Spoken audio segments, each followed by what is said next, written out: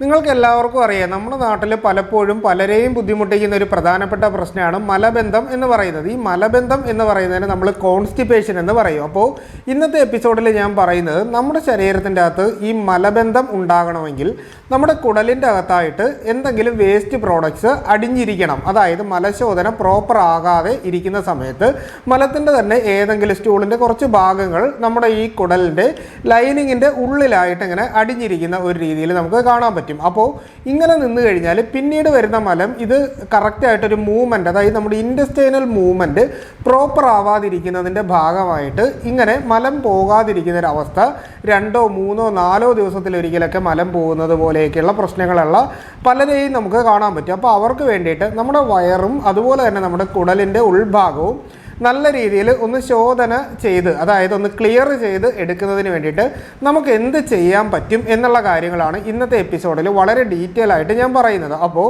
ഇതിൻ്റെ അകത്ത് നമ്മൾ ജസ്റ്റ് ഒന്ന് മനസ്സിലാക്കുക, നിങ്ങൾ ഈ ഒരു പ്രശ്നം ഉണ്ടെങ്കിൽ ജസ്റ്റ് മനസ്സിലാക്കേണ്ട കാര്യം എന്ന് പറഞ്ഞു കഴിഞ്ഞാൽ, നമ്മളിപ്പോൾ ഒരു ആഹാരം കഴിക്കുമ്പോൾ നമ്മൾ വായിൽ വെച്ചിട്ട് നന്നായിട്ട് ചവച്ചരച്ച് ഇത് നമ്മുടെ ഈസോഫാഗസ് വഴി നമ്മുടെ വയറിലെത്തും. വയറിൻ്റെ അവിടെ വെച്ചിട്ട് ഇത് നമ്മുടെ ചെറുകുടലിൽ, അതായത് ദഹനം പ്രോപ്പറായി കഴിഞ്ഞാൽ പിന്നീട് ഇത് നമ്മുടെ ചെറുകുടലിലേക്ക് വരും. ചെറുകുടലിലേക്ക് വന്നു കഴിഞ്ഞാൽ അവിടെ വെച്ചിട്ടാണ് നമ്മുടെ ഈ പറയുന്ന നല്ല ആഹാരത്തിൻ്റെ എസൻസ് കാര്യങ്ങളും എല്ലാം, അതായത് നമ്മുടെ കാർബോഹൈഡ്രേറ്റും അതുപോലെ തന്നെ ഗ്ലൂക്കോസ് ബാക്കിയുള്ള എല്ലാം നല്ല രീതിയിൽ അബ്സോർബ് ചെയ്യുന്ന ഈ ചെറുകുടലിൽ വെച്ചിട്ടാണ്. അത് കഴിഞ്ഞ് ഇത് നേരെ താഴേക്ക് വരുമ്പോൾ അവിടെ വൻകുടലുണ്ട്. അപ്പോൾ വൻകുടലിൽ വെച്ചിട്ടാണ് ഇത് വാട്ടർ കണ്ടൻറ്റിനെ കൂടുതലായിട്ട് അബ്സോർബ് ചെയ്യുന്നത്. അപ്പോൾ വൻകുടലിലേക്ക് എത്തുമ്പോൾ വാട്ടർ കണ്ടൻറ്റ് കുറഞ്ഞു കഴിഞ്ഞാലും നമുക്ക് മലബന്ധം ഉണ്ടാവും. കാരണം ഇത് താഴേക്ക് പോകുമ്പോൾ ഇത് ഹാർഡായിട്ട് വരും. അതുപോലെ തന്നെ പഴകിയ മല അവിടെ കെട്ടി നിൽക്കുകയാണെങ്കിലും നമുക്ക് ഈ പറയുന്ന പോലെ ഹാർഡ് സ്റ്റൂൾസ് ആയിട്ട് മാറിയിട്ടും ഈ പഴകിയ മല അങ്ങോട്ടേക്ക് പോകും തോറും നമുക്ക് കട്ടി കൂടും. ആ സമയത്ത് നമ്മൾ ഒരുപാട് സ്ട്രെയിൻ എടുത്ത് മലം പാസ് ചെയ്യാൻ വേണ്ടിയിട്ട് നമ്മൾ ചെയ്യുകയാണെന്നുണ്ടെങ്കിൽ അവിടെ നമുക്ക് ചിലപ്പോൾ പൈൽസോ അല്ലെങ്കിൽ നമുക്ക് ഈ പറയുന്ന ഫിഷർ എന്ന് പറയും, അതായത് അവിടെ വെടിച്ച് കീറുന്നത് പോലെ മലാശയത്തിൻ്റെ ഭാഗത്ത് ഉണ്ടായിട്ട് വരും. അപ്പോൾ അങ്ങനെയുള്ള രോഗങ്ങളൊക്കെ നമുക്ക് ഉണ്ടാകാനുള്ള സാധ്യതയുണ്ട്. അപ്പോൾ കോൺസ്റ്റിപ്പേഷൻ എന്ന് പറയുന്ന അവസ്ഥയിൽ നമ്മൾ മനസ്സിലാക്കാനുള്ള കാര്യം എന്ന് പറഞ്ഞാൽ, ഫസ്റ്റ് നമുക്ക് ഹാർഡ് സ്റ്റൂൾസ്, അതായത് നമ്മൾ ബാത്റൂമിലേക്ക് പോകുമ്പോൾ ഒരു ദിവസം നിങ്ങളൊന്ന് ചിക്കൻ കഴിച്ചു, പിറ്റേന്ന് രാവിലെ നിങ്ങൾക്ക് മലം പോകുന്നില്ല എന്നുള്ള അവസ്ഥയെന്ന് പറഞ്ഞാൽ ഒരിക്കലും നമ്മൾ കോൺസ്റ്റിപ്പേഷൻ്റെ സിവിയർ ഫോമിലേക്ക് ഒന്നും എടുക്കരുത്. അവിടെ നമ്മൾ മരുന്നുകളുടെ ഒന്നും ആവശ്യമില്ല. കുറച്ചൊന്ന് ലൈറ്റായിട്ടുള്ള ഫുഡ് കഴിക്കുമ്പോൾ റെഡിയാവും. പക്ഷേ ഞാൻ ഇവിടെ പറയുന്ന അവസ്ഥ എന്ന് പറഞ്ഞാൽ, നമ്മളിങ്ങനെ പോകുമ്പോൾ ചെറിയ ചെറിയ പീസായിട്ട് മാത്രം മലം പോകും. അതിനുശേഷം ഒരുപാട് സ്ട്രെയിൻ എടുത്ത് ഒരുപാട് സമയം നമ്മൾ ബാത്റൂമിൽ ഇരുന്നാലും നമുക്ക് മലം പാസ് ചെയ്ത് പോകാത്ത അവസ്ഥ വരും.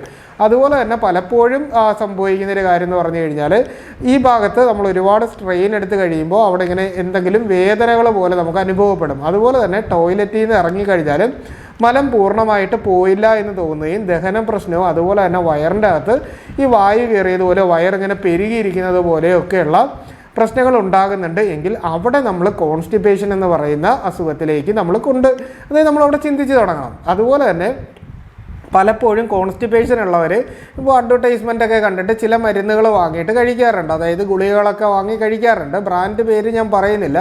അപ്പോൾ അത്തരത്തിൽ ഗുളിക കഴിക്കുന്നവർക്ക് ഇപ്പോൾ ഞാൻ പറയുമ്പോൾ മനസ്സിലാവും, ഈ മരുന്ന് കഴിച്ചു കഴിഞ്ഞാൽ അപ്പം തന്നെ ഒരു 10-15 മിനിറ്റിൻ്റെ അകത്ത് വയറ് കംപ്ലീറ്റ് ആയിട്ടും ക്ലീനായി ഇളകി മലമൊങ്ങ് കംപ്ലീറ്റ് ആയിട്ട് പോകും. പക്ഷേ പിറ്റെന്നും നമ്മൾ ഈ ഗുളിക കഴിക്കേണ്ടി വരും. അതായത് ഗുളിക കഴിച്ചാലേ പിന്നീട് മലം പോകൂ എന്നൊരവസ്ഥയിലേക്ക് വരും. പിന്നീട് നമ്മൾ ഈ ഒരു ഗുളിക കഴിക്കുന്നതിന് 2 ഗുളിക ആക്കേണ്ടി വരും. പിന്നീട് ഗുളിക കഴിച്ചാലും മലം പോകാത്ത അവസ്ഥയിലേക്ക് നമ്മളെ കൊണ്ടെത്തിക്കും. അതായത് ഈ കഴിക്കുന്ന മരുന്നെല്ലാം നമ്മുടെ വയറിൻ്റെ അകത്തൊരു ഗ്യാസ്ട്രിക് ഇറിറ്റൻ്റ് ആയിട്ട് ആക്ട് ചെയ്യും. വയറിൻ്റെ അകത്തൊരു ഇറിറ്റേഷൻ ഫീൽ ചെയ്തതിന് ശേഷമായിരിക്കും ഈ മലം കംപ്ലീറ്റ് ആയിട്ട് പുറത്തേക്ക് പോകുന്ന രീതിയിൽ വരുന്നത്. അതുപോലെ തന്നെ അതുകൊണ്ട് ഈ മരുന്നുകൾ കഴിക്കുന്നവർ ജസ്റ്റ് ഞാൻ പറയുന്ന ഈ കാര്യങ്ങളൊന്ന് ശ്രദ്ധിക്കുക. അതായത് നിങ്ങൾ മദ്യപിക്കുകയോ പുകവലിക്കുകയോ ചെയ്യുന്ന ആളാണെങ്കിലും അതുപോലെ തന്നെ പെട്ടെന്ന് ധൃതി പിടിച്ച് ആഹാരം വാരി കഴിക്കുകയും നന്നായിട്ട് ചവച്ചരച്ചുമല്ല കഴിക്കുന്നത്.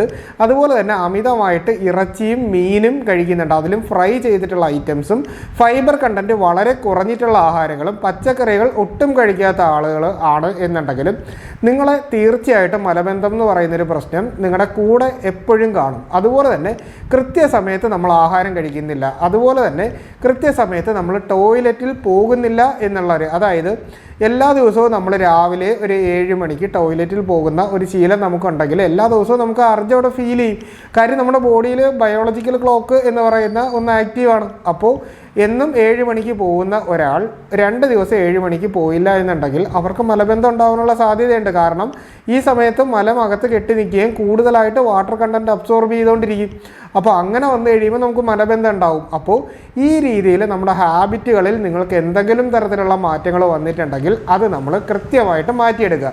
ഒരു ദിവസം നിങ്ങൾക്ക് മലബന്ധം വന്നു, നെക്സ്റ്റ് ഡേയിൽ എനിക്ക് വേണ്ട ആഹാരം നമ്മളൊന്ന് ജസ്റ്റ് കൺട്രോൾ ചെയ്ത് കഴിഞ്ഞാൽ നമുക്കിത് മാറ്റിയെടുക്കാൻ പറ്റും. അതുപോലെ തന്നെ രാത്രിയിൽ നമ്മൾ അമിതമായിട്ട് കട്ടിയുള്ള ആഹാരം കഴിക്കരുത്. നിങ്ങൾക്കിപ്പോൾ ചിക്കനോ എന്തെങ്കിലും കഴിക്കണമെങ്കിൽ നിങ്ങൾ ഉച്ചയ്ക്ക് കഴിച്ചോ, ഇതിപ്പോൾ രാത്രിയിലേക്ക് മാറ്റി വയ്ക്കണം എന്നില്ലല്ലോ. അപ്പോൾ ആ ഒരു രീതിയിൽ നമ്മൾ ആഹാരം ജസ്റ്റ് കൺട്രോൾ ചെയ്ത് നമ്മൾ അത്യാവശ്യം നല്ല രീതിയിൽ സമയമെടുത്ത് ചവച്ചരച്ച് ആഹാരം കഴിക്കുന്നൊരു ശീലം കൊണ്ടുവരിക. ഇന്ന ഒരു പ്രകൃതമാണ് എന്നുണ്ടെങ്കിൽ തീർച്ചയായിട്ടും മലബന്ധം ഉണ്ടാകും. അതുപോലെ തന്നെ അമിതമായിട്ട് ടെൻഷൻ നമുക്കുണ്ട് എന്നുണ്ടെങ്കിൽ നമുക്ക് മലബന്ധം ഉണ്ടാകാം. പക്ഷേ ചിലരിൽ ഇറിറ്റബിൾ ബൗൾ സിൻഡ്രോം എന്ന് പറഞ്ഞിട്ട് ഈ ബാത്റൂമിൽ പോയി ഇരുന്നാൽ ഉടനെ മലം പോകുന്ന ഒരു രീതിയിലും കാണും. അപ്പോൾ നമ്മൾ അമിതമായിട്ടുള്ള ടെൻഷനും മാറ്റി അതുപോലെ തന്നെ നല്ല രീതിയിൽ ആഹാരങ്ങളും കഴിക്കുക, വ്യായാമവും ചെയ്യുക. അതിനോടൊപ്പം തന്നെ ഇന്ന് ഞാൻ നിങ്ങൾക്കൊരു 3 മെഡിസിൻസ് പരിചയപ്പെടുത്തി തരാം. അതായത് ഇത് ഒരിക്കലും നിങ്ങൾക്ക് കഴിച്ച ഉടൻ തന്നെ മല ഇങ്ങനെ ഇളകിപ്പോയിട്ട് ആ ഒരു രീതിയിലൊരു പ്രശ്നം ഉണ്ടാക്കുന്ന മരുന്നുകളല്ല പറയുന്നത്. അപ്പോൾ അതിന് വേണ്ടിയിട്ട് ആദ്യമായിട്ട് നമ്മൾ എടുക്കാനുള്ളത് ഏരണ്ട തൈലം എന്ന് പറയും. അതായത് ഏരണ്ട തൈലം എന്ന് പറഞ്ഞാൽ ആവണക്കെണ്ണയാണ്. അത് കടയിൽ പോയിട്ട് മേടിക്കരുത്. നമ്മൾ ഏതെങ്കിലും ആയുർവേദ ഷോപ്പിൽ പോയിട്ട് ഏരണ്ട തൈലം എന്ന് പറഞ്ഞ് തന്നെ മേടിക്കണം. അങ്ങനെ വാങ്ങിയിട്ട് നമ്മൾ 1 ഗ്ലാസ് പാലെടുക്കുക. അതിൻ്റെ അകത്തേക്ക് ഒരു 3-4 തുള്ളി ഏരണ്ട തൈലം, അല്ലെങ്കിൽ മാക്സിമം നമുക്കൊരു 1/2 ടീസ്പൂണ് ഈ പറയുന്ന ഏരണ്ട തൈലം കൂടി മിക്സ് ചെയ്തതിന് ശേഷം ഇത് നമ്മൾ രാവിലെ എഴുന്നേറ്റ് വെറും വയറ്റിൽ കഴിക്കുകയാണ് എന്നുണ്ടെങ്കിൽ നമുക്ക് നല്ല രീതിയിൽ മലശോധന ഉണ്ടാവും. അപ്പോൾ ഇത് നമുക്ക് ഒരു മെത്തേഡാണ്. അല്ല എന്നുണ്ട് നമുക്കിപ്പോൾ ഈ എണ്ണ കഴിക്കാനുള്ളൊരു ബുദ്ധിമുട്ടുണ്ടെങ്കിൽ അവിപത്തി ചൂർണം എന്ന് പറയുന്ന ഒരു പൊടി നമുക്ക് വാങ്ങാൻ കിട്ടും. ഇത് 1/2 ടീസ്പൂൺ എടുത്തിട്ട് രാവിലെ കുറച്ച് ചൂട് വെള്ളത്തിൻ്റെ അകത്ത് നമ്മൾ മിക്സ് ചെയ്തിട്ട് ഇത് കുടിക്കുക. കുടിച്ചു കഴിഞ്ഞാലും നമ്മൾ ഏകദേശം കുറച്ച് സമയത്തേക്ക് ഇളം ചൂടുവെള്ളം തന്നെ കുടിച്ചുകൊണ്ടിരിക്കുകയാണ് എന്നുണ്ടെങ്കിൽ നമുക്ക് നല്ല രീതിയിലൊരു വിരേചന ആക്ഷൻ കിട്ടുകയും ഇത് പൂർണ്ണമായിട്ടും പുറത്തു പോകും. ഇനി നമുക്ക് ഈ എണ്ണയും പൊടിയും കഴിക്കാൻ പറ്റാത്ത ആളുകളുണ്ട് എന്നുണ്ടെങ്കിൽ നമ്മളവിടെ ത്രിവൃത്ത് ലേഹ്യം എന്ന് പറയുന്നൊരു ലേഹ്യം വാങ്ങാനായിട്ട് കിട്ടും. അപ്പോൾ ഈ ലേഹ്യം വാങ്ങിയിട്ട് നമ്മൾ രാത്രി ഉറങ്ങുന്നതിന് മുൻപ് 1/2 ടീസ്പൂണ് കഴിച്ചിട്ട് കിടക്കുകയാണ്. കിടക്കുമ്പോൾ കുറച്ച് വെള്ളം കൂടി കുടിച്ചിട്ടാണ് കിടക്കുന്നത് എന്നുണ്ടെങ്കിൽ നമുക്ക് രാവിലെ എഴുന്നേൽക്കുമ്പോൾ അത്യാവശ്യം നല്ല രീതിയിൽ മലശോധന കിട്ടുന്നതാണ്. അപ്പോൾ ഈ ഒരു രീതിയിൽ നമുക്ക് ഇത്തരത്തിലുള്ള ചെറിയ ചെറിയ മരുന്നുകൾ, ഇത് വലിയ വിലയുള്ള മരുന്നൊന്നുമല്ല കേട്ടോ. അപ്പോൾ ഇതൊക്കെ വാങ്ങിയാൽ തന്നെ ചിലപ്പോൾ എനിക്ക് തോന്നുന്നു കുറേ നാളത്തേക്ക് ഇരിക്കും. നമുക്ക് മലബന്ധം മാറിക്കഴിഞ്ഞാൽ പിന്നീട് ഇത് കഴിക്കണം എന്നില്ല, സ്റ്റോപ്പ് ചെയ്ത് പിന്നീട് നമ്മൾ ആഹാരവും ഞാൻ പറഞ്ഞ പോലെ ഡയറ്റും നമ്മുടെ എക്സർസൈസും ഒക്കെ കൺട്രോളിൽ നിർത്തിക്കൊണ്ട് പോയി കഴിഞ്ഞാൽ നമുക്ക് കംപ്ലീറ്റ് ആയിട്ട് ഇതൊക്കെ മാറ്റിയെടുക്കാൻ പറ്റും. അപ്പോൾ ഞാൻ പറഞ്ഞ രീതിയിൽ ലൈഫ് സ്റ്റൈലിൽ അത്യാവശ്യം ചേഞ്ച് കൊണ്ടുവരാം. നമ്മൾ ഈ മരുന്ന് കഴിക്കും, പക്ഷേ ലൈഫ് സ്റ്റൈലിൽ യാതൊരു ചേഞ്ചും ഇല്ല എന്നുണ്ടെങ്കിൽ നമുക്ക് ഈ മലബന്ധം എപ്പോഴും കാണും. അതിൽ തന്നെ കൃത്യസമയത്ത് ടോയ്ലറ്റിൽ പോകാനുള്ളൊരു ശീലം കൊണ്ടുവരിക, കൃത്യസമയത്ത് ആഹാരം കഴിക്കുക, സമയമെടുത്ത് അത്യാവശ്യം ചവച്ചരച്ച് സമാധാനത്തോടെ നല്ല ഹെൽത്തി ആയിട്ടുള്ള ഫുഡ് കഴിക്കുകയാണെങ്കിൽ മലബന്ധം നമ്മുടെ ശരീരത്തിൽ ഉണ്ടാകില്ല. അതുപോലെ തന്നെ ഇപ്പോൾ ഡയബറ്റീസ്, കൊളസ്ട്രോൾ, അമിതവണ്ണം മുതലായിട്ടുള്ള എന്തെങ്കിലും പ്രശ്നം നിങ്ങൾക്കുണ്ട് എന്നുണ്ടെങ്കിൽ അത് കൃത്യമായിട്ട് കൺട്രോളിൽ കൊണ്ടുവരിക എന്നൊരു കാര്യം കൂടി ചെയ്തു കഴിഞ്ഞാൽ പിന്നീട് നമുക്ക് ഈ മലബന്ധമൊന്നും ഒരു വലിയ പ്രോബ്ലം ആയിട്ട് ആക്ട് ചെയ്യുന്നതൊന്നും അല്ല എന്നുകൂടി ഞാൻ ഇന്നത്തെ ഈ എപ്പിസോഡിൽ ഞാൻ പറയുകയാണ്. പലർക്കും ഉള്ള പ്രശ്നമായതുകൊണ്ടാണ് ഞാൻ ഇന്ന് ഇത്രയും ഡീറ്റെയിൽ ആയിട്ട് നിങ്ങളോട് സംസാരിച്ചത്. ഈ വിഷയമായിട്ട് ബന്ധപ്പെട്ട് എന്തെങ്കിലും സംശയമുണ്ട് നിങ്ങൾ നമ്മുടെ മുകളിൽ കാണുന്ന വാട്സാപ്പിൻ്റെ നമ്പറിൽ മെസ്സേജ് ചെയ്യൂ, അല്ലെങ്കിൽ നമ്മുടെ കമൻ്റായിട്ട് ചോദിക്കുകയോ ചെയ്തു കഴിഞ്ഞാൽ കൃത്യമായിട്ടുള്ള റിപ്ലൈ നിങ്ങൾക്ക് കിട്ടുന്നതായിരിക്കും. അപ്പോൾ ഇങ്ങനെ ഈ ഒരു രീതിയിൽ നമ്മൾ ചെയ്തു കഴിഞ്ഞാൽ നമ്മുടെ വയറിൻ്റെ അകത്തുള്ള എത്ര പഴകിയ മലമാണെങ്കിലും നമുക്ക് കംപ്ലീറ്റ് ആയിട്ട് പുറത്ത് പോയി നമ്മുടെ അലിമെൻ്ററി കനാൽ കംപ്ലീറ്റ് ആയിട്ട് ഒന്ന് ക്ലീൻ ചെയ്ത് എടുക്കാൻ പറ്റുന്ന ഒരു രീതിയിൽ തന്നെയാണ് വരുന്നത് എന്നുകൂടി പറഞ്ഞുകൊണ്ട് ഇന്നത്തെ എപ്പിസോഡ് ഞാൻ നിർത്തുകയാണ്. അപ്പോൾ ഇത്തരത്തിലുള്ള പുതിയ പുതിയ അറിവുകളായിട്ട് നമുക്ക് വീണ്ടും മറ്റൊരവസരത്തിൽ കണ്ടുമുട്ടാം. അതുവരെ എല്ലാവർക്കും ഗുഡ് ബൈ.